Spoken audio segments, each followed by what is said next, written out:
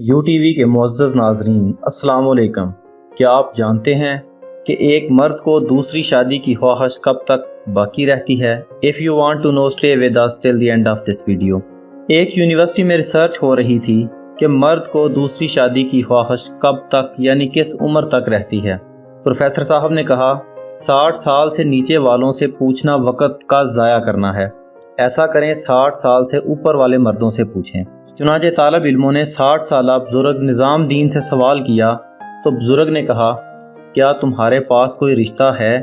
طلبہ جان گئے کہ بابا جی کے اندر ابھی تک شادی کی خواہش باقی ہے۔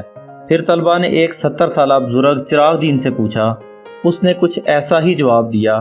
ایسے ہی ایک 80 سالہ بزرگ سے پوچھا تو ایسا ہی جواب ملا، یعنی بابا جی دوسری شادی کے خواہش مند تھے۔ اس کے بعد طلبہ و طالبات نے ایک 90 سالہ بزرگ امام دین سے سوال کیا تو بزرگ بولے آہستہ بات کرو، تمہاری چاچی کے کان بہت باریک ہیں، فوراً سن لے گی، یعنی وہ بھی دوسری شادی کرنے کے خواہش مند تھے۔ طلبہ حیران اور پریشان تھے کہ یہ سوالات کا سلسلہ آخر عمر کے کس حصے تک چلتا رہے گا۔